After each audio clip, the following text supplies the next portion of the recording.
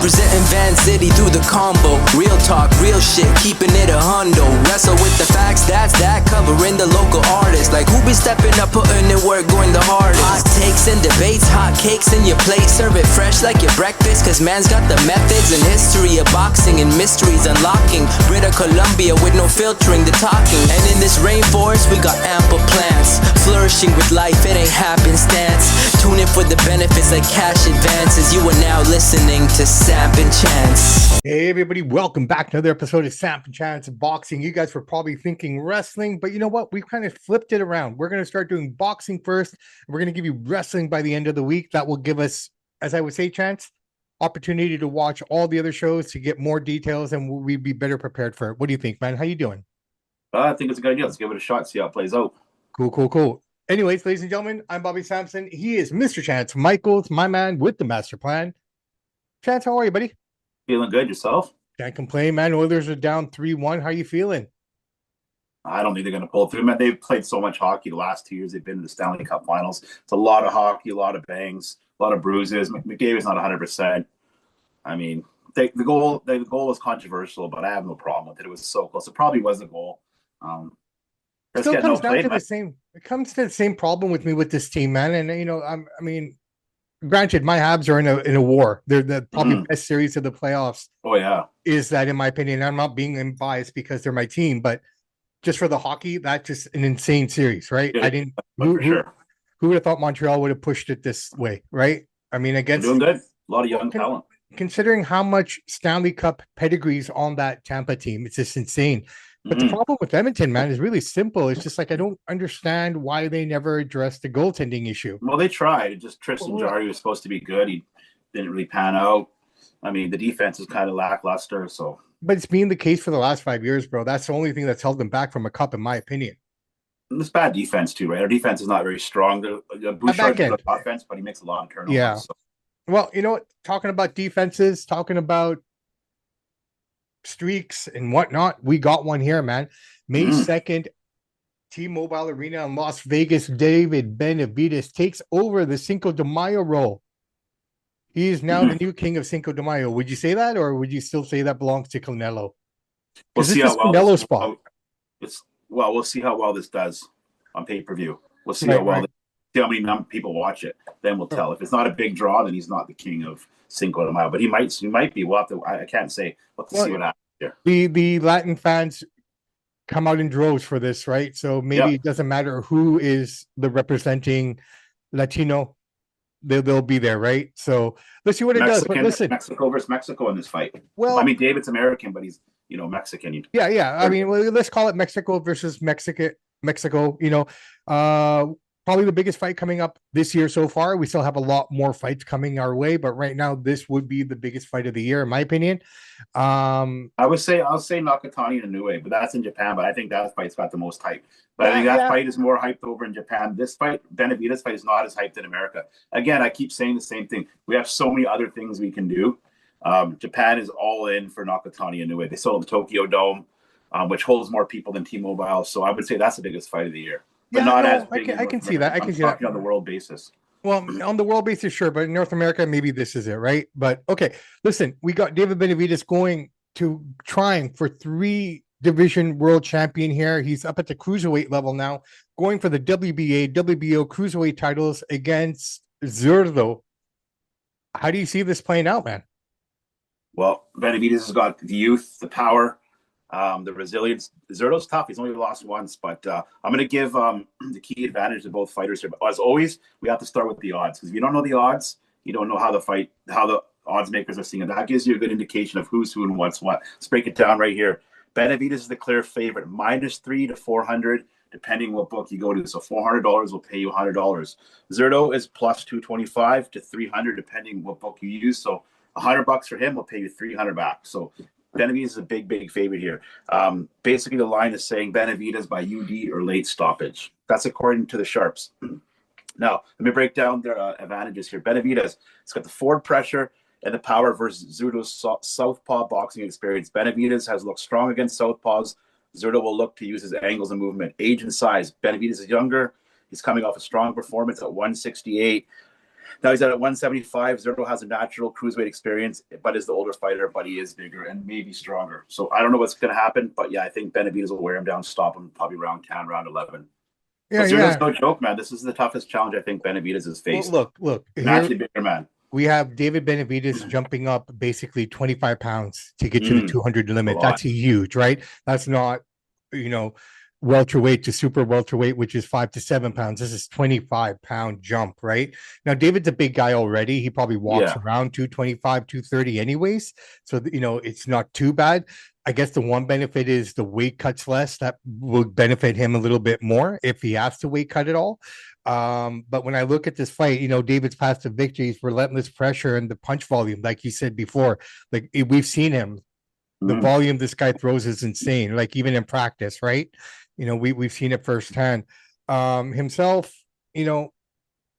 I think his speed is going to play a role in this, right? I think it really comes down to technique versus size, because Zurdo is going to have the size, right?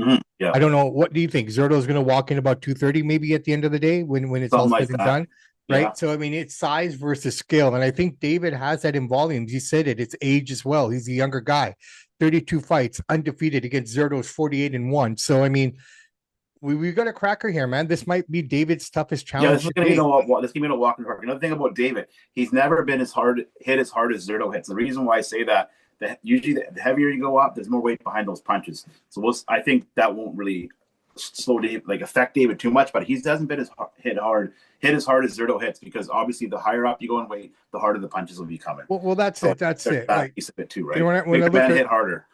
Yeah, when I look at Ramírez, I think his size has to come into play here. He has to use his size to keep the distance away from David. Because if David gets in, then it's just shot after shot. You can't get away from it, right? Yeah. You turn left, there's two coming there. You turn right, you go up, you go down. No matter where he turns, if he gets stuck in that, he's done for. He's got to stay long. He has to move laterally. He has to avoid getting trapped in exchanges, just like I said. So there's a lot at play here, man. This is not going to be an easy one. Morel was fairly easy. Andrade was fairly easy at the end of the day, regardless of what anyone said. He made the man sleep on the stool, right? Time also. It's been a while since we've seen David in the ring. I think it's going to be a classic Mexican all-out where I think both guys are going to go for broke here. And we're going to see, because we know how David's style is, combinations, power punching. Zurdo's no joke either. He's not going to back down or be intimidated by David. He doesn't care about his resume. Zurdo is not intimidated by anybody. Doesn't mean he can't lose, but this is a big, big challenge for David. And David, I got to give him credit. He's not scared. He'll fight. He's like Manny Pacquiao. That's why David respects Manny Pacquiao so much. He'll fight anybody at any size, anytime, anywhere. And David is backing up what his mouth says. So I got to give him nothing but respect for that. No, 100%, 100%. All right, let us move on. Let us move on from Vegas to Japan. And you know what, man? After what you said, I thought about it while we were talking about David. And, this isn't just a big fight. It's being called the biggest fight in Japanese boxing history. And I completely agree with you here. When I look at the numbers, you got both guys coming into this fight. I'm talking about Nakatani versus Inoue. Or Inoue both versus undefeated. Nakatani, both undefeated, 32-0, going for the undisputed super bantamweight championship of the world, the 122-pound title.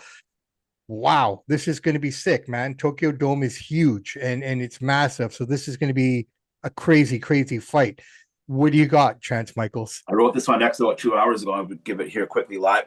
We got a high-level technician matchup between two guys in their prime. Inoue's explosive pressure, footwork, and ability to adjust mid-fight give him the edge, according to most experts. Nakatani's size, reach, and advantage and counterpunching could make it a competitive early fight, potentially testing Inoue's chin, who has been caught before. So I think we're going to see all-out Japanese war. The same thing we saw. We're going to see a Mexican war. This is going to be an all-out war. Inoue might go down in this fight. He could. Well, possibly. Well, we've seen him.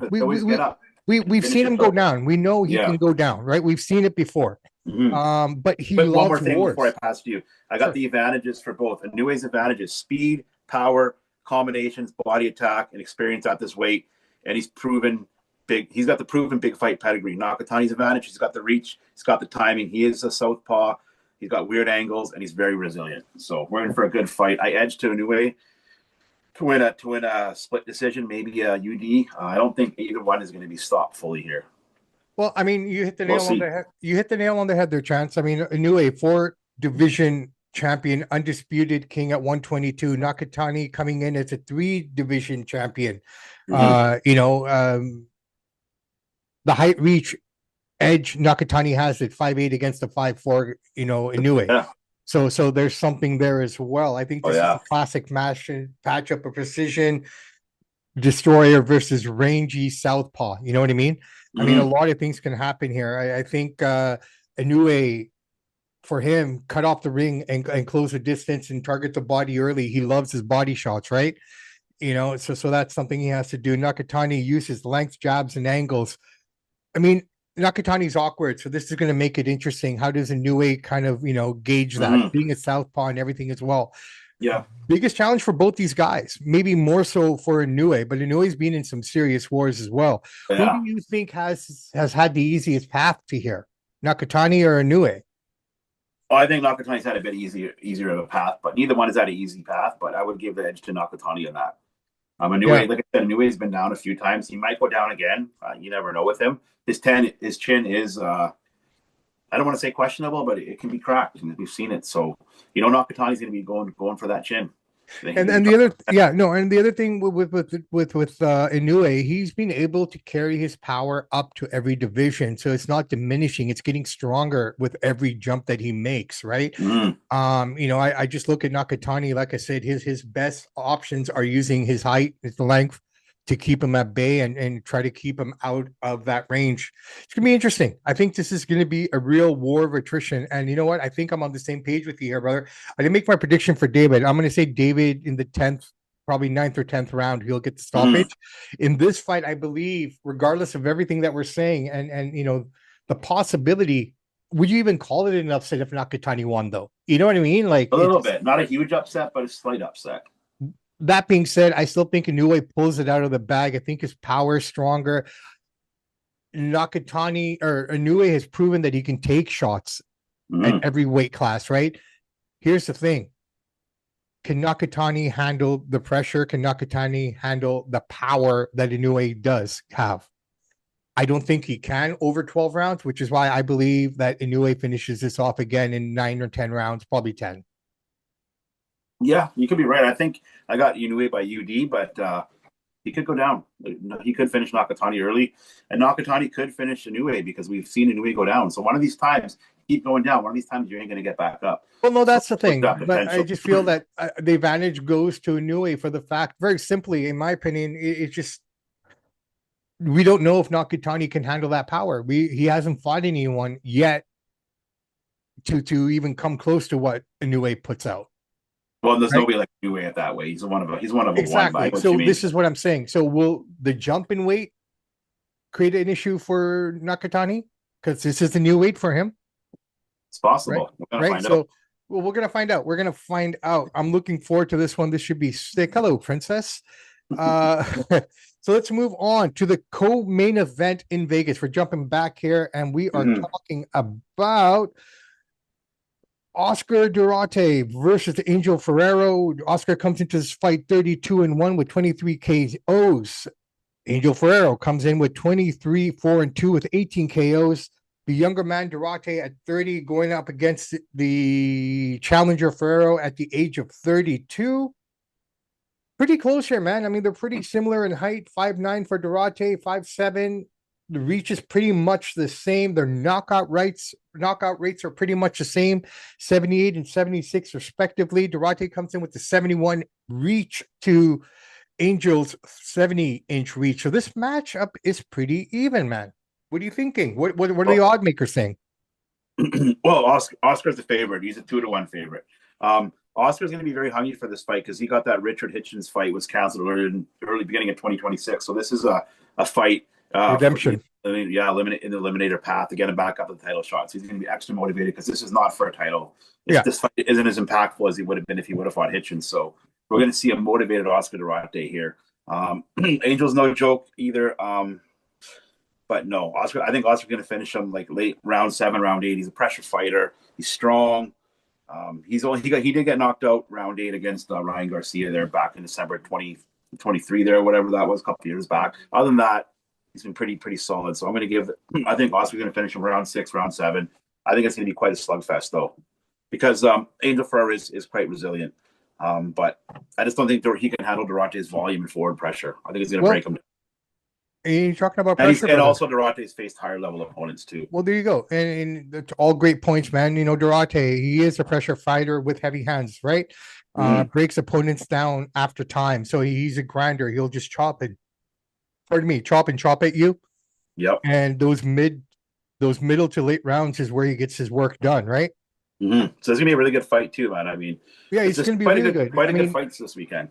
Look for him to cut off the ring, in my opinion. You know, coming in motivated, like you said, after a missed title opportunity, this guy's gonna come like a man on fire. Oh yeah. But that being said, do you think that could possibly hurt him because he's coming in too aggressive? Like maybe he needs to slow down a little bit and think about what he's doing. No, I think he's got that all figured. I think he's gonna be aggressive, but not like a wild man. You know what I mean? He's gonna Well, the wild man's on the other side. The pressure on. Well, the wild man could be called Angel in the other side. He's aggressive, high output brawler. You know what I mean?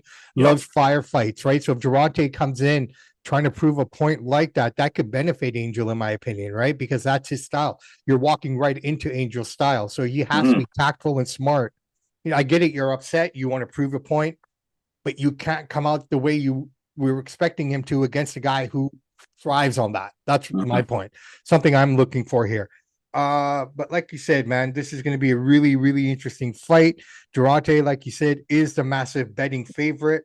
You know what? That all being said, if Duarte, Oscar uses his mind, uses his technicality, breaks him down like we know he can, 8th, 9th round, I would say he can finish this.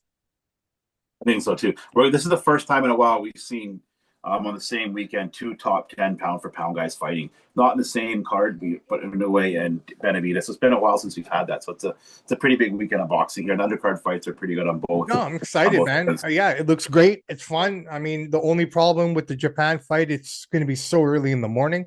You know, that's the only downside to that one, right? This is, you know, when I look at Inoue and Nakatani, not yet.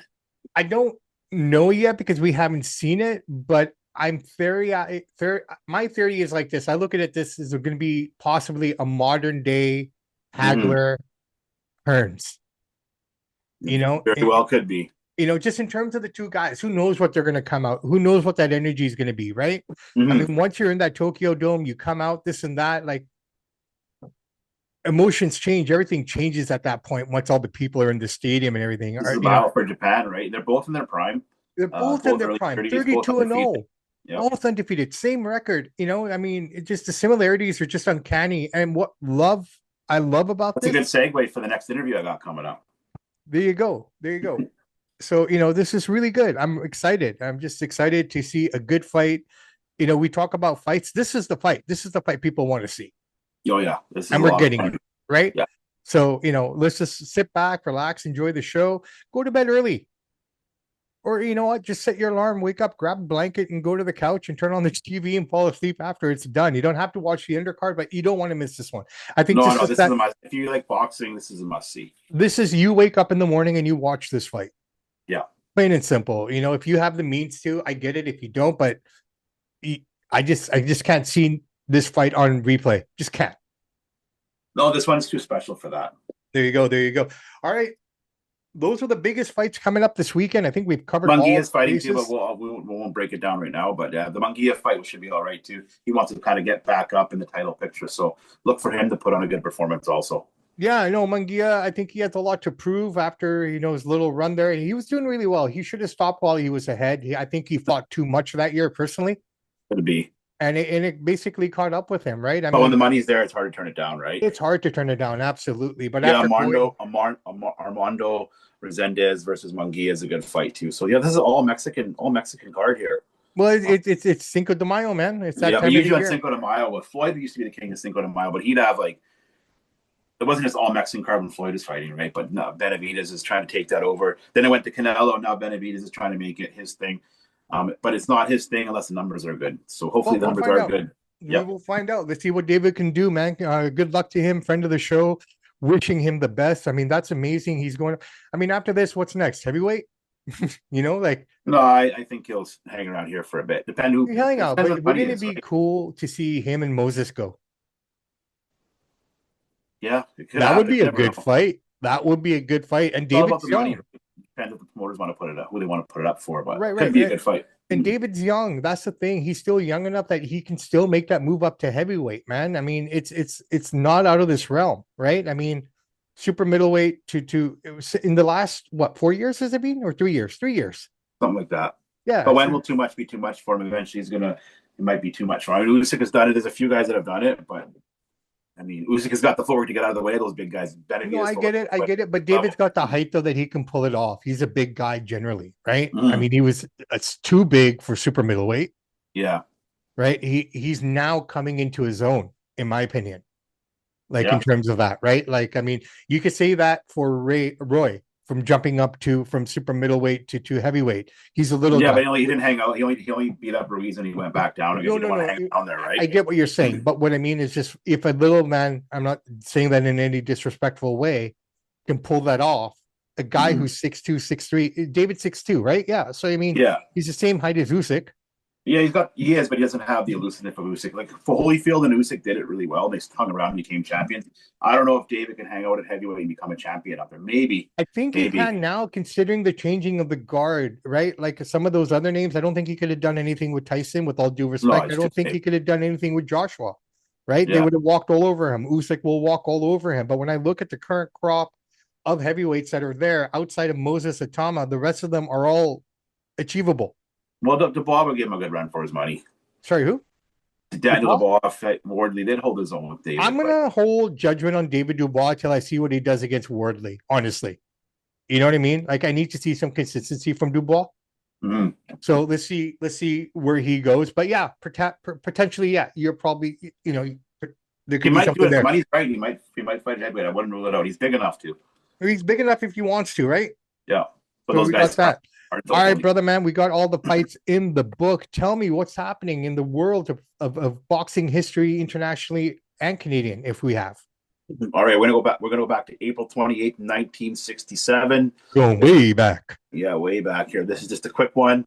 Muhammad Ali refuses Army induction in Houston, Texas. Heavyweight champion Ali, then known as Cassius Clay, refused to be drafted in the Army. Blah blah. We know because he was a Muslim, didn't believe in it. Anyways, he got a multi-year exile from the ring, came back and became a champion. So that was yesterday, 1967. So we're going back almost 60 years there. And we're going to go a little more recent. We're going to go the year 2000. We're going to go to one of my all-time favorites.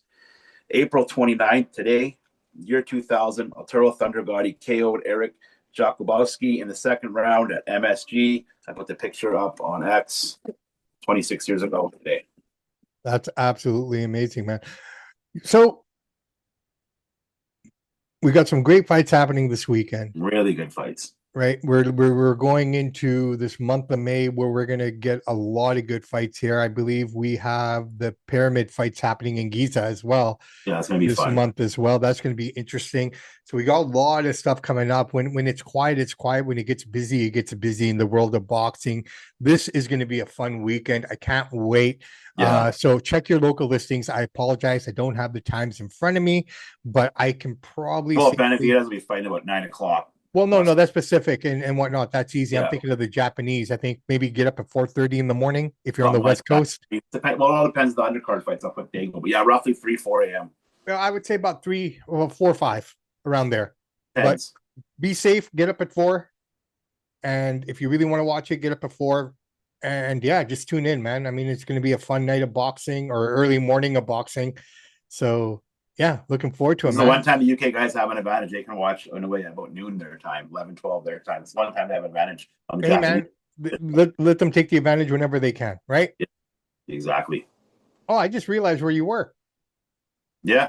Well, after this, I'm switching to my house for the interview at 11. But right now, gotta wait for the man from Israel to show up. I understand. So listen, before we go, why don't you tell the people what we have coming up on Outside of the Ring? Unfortunately, I will not be there with you, brother. I have a prior commitment that I just can't get away from. So what's going on outside of the ring? What do we got coming up, bro? This is your debut as a solo interviewer, man. I'm proud of you. Yeah, we got local rapper coming on. I'll save his name for when he comes on, but he's been #1 in 4 different countries: Canada, Greece, Japan, and Australia, I believe. Some big songs. when he comes on the show, people know who he is. He had a famous incident last summer. Sure. Yeah, we got a couple other. We got some really good guests coming on here. We got no, and I apologize.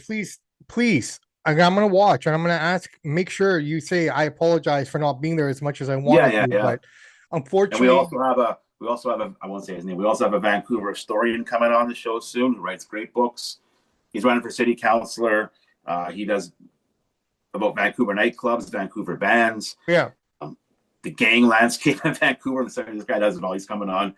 And then another guy we'll have coming on the end of May. I don't want to say his name just in case, but about 90% sure he will, is a very, very famous man and one of my favorites from WWE, and is a great, great podcast.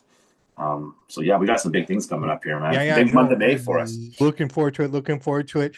But let them know. I wish I was there. I really want to be a part of it, but unfortunately, like I said, I have to be somewhere at that time, and I just I can't get out of that one, man. Unfortunately, something happens. Yeah, it happens, man. It happens. It doesn't happen enough to be a problem, but when it happens, right? So, it's funny how it all happened. Like, I won't give all the details, but basically 2-3 days after we had Saint Soldier on, I was in 7-Eleven, and then the guy he raps with is right there, and just kind of like, that song is dope that Saint made for you guys. Yeah. Well, there you go, ladies and gentlemen. Yeah. We've got boxing wrapped up. We will come back at you guys with wrestling later this week. But in between that, we have an amazing interview coming up. I can't wait to listen to it. I can't wait to work on it. Can't wait to do all the good things with it. Chance, good luck, man. And this is your debut in the world of interviewing. I can't wait to see how it plays out and how it works and looks. Yeah. And I'm excited for it. So all that being said, ladies and gentlemen, I am Bobby Sampson. He is Mr. Chance Michaels. And in the words of the ACDC, those who download, subscribe, and support the show, we salute you. We do salute you, ladies and gentlemen. It's Tuesday, so have a great week ahead. Normally, we're wishing you a happy weekend, but like I said, we've kind of flipped the script, and we're going to do boxing first now for a little while, and move on from there and do wrestling near the end of the week, which makes more sense because a lot of what we're talking about anyways is previews and stuff, and most of that information is available to us by the time we record. It's good to come fresh off. If we're going to talk AEW, it's nice to come fresh off the Dynamite. Because we're always a week behind on the Dynamite, right? By the time the show comes out, the new Dynamite's already been on. Exactly. And then in terms of boxing, it's just like, we want to be able to get you all the results and the previews out there before anything happens. So let's see how it goes, man. Plus it's day of JCW. We could preview a little bit of that if something big's happening. Absolutely. So there's a lot of good stuff happening. Guys and gals, be good to each other, love each other, respect each other, and just do the best you possibly can in life, and everything will be okay. Samp and Chance are out. Samp and Chance, are you ready?